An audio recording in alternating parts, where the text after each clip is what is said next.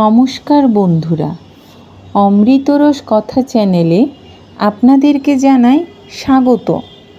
বন্ধুরা, আজকের ভিডিওতে আমি আপনাদের জানাবো 7টি শক্তিশালী সংকেত, যেগুলো দেখে বুঝতে পারবেন আপনার জীবনে শীঘ্রই ভালো সময় আসছে। জীবনের উত্থান পতনের মাঝেও এই সংকেতগুলো আপনাকে আশার আলো দেখাবে। তো চলুন শুরু করা যাক। পুরাণ থেকে জানা যায়, একসময় নারদ মুনি জিজ্ঞাসা করেছিলেন ভগবান শ্রীকৃষ্ণকে, হে প্রভু, মানুষ যখন বারবার ব্যর্থ হয়, কষ্ট পায়, তখন সে কিভাবে বুঝবে যে তার ভালো সময় আসছে চলেছে? ভগবান শ্রীকৃষ্ণ মৃদু হেসে বলেছিলেন, হে নারদ, শুভ সময় আসার আগে কিছু স্পষ্ট লক্ষণ দেখা যায়। যেমন 1. মন অকারণে আনন্দিত থাকে। শ্রীকৃষ্ণ বললেন, যখন কোনো কারণ ছাড়াই মনের মধ্যে এক ধরনের প্রশান্তি ও আনন্দ কাজ করে, যেন তা ঈশ্বরের আশীর্বাদ আসার পূর্বাভাস। 2. অশুভ সঙ্গ ত্যাগে মন টানে।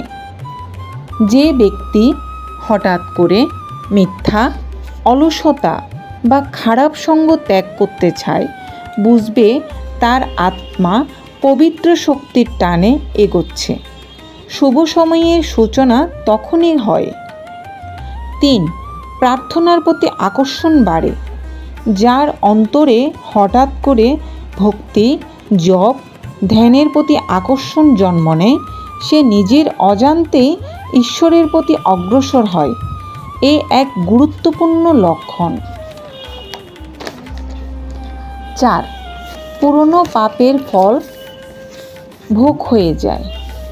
যখন একের পর এক দুঃখজনক ঘটনা ঘটতে থাকে, কিন্তু সে সব সহ্য করেও ভিতরে ভিতরে শান্ত থাকে, তখন বুঝতে হবে পাপ ক্ষয় হচ্ছে, শুভ সময় খুব কাছে। 5. ভালো মানুষ জীবনে প্রবেশ করে। শুভ সময় আসার আগে ভগবান এমন মানুষদের তোমার জীবনে পাঠান, যারা তোমার গাইড হবেন, উৎসাহ দেবেন।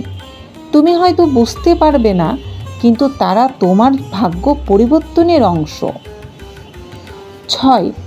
স্বপ্নে দেবতা বা আশীর্বাদমূলক প্রতীক দেখা। শ্রীকৃষ্ণ বলেছিলেন, যদি কেউ স্বপ্নে গঙ্গা, গরু, সূর্য, চন্দ্র বা নিজের ইষ্ট দেবতাকে দেখেন, তবে তা আশীর্বাদেরই স্পষ্ট লক্ষণ। 7. নিজেকে নতুনভাবে গড়তে ইচ্ছা জাগে।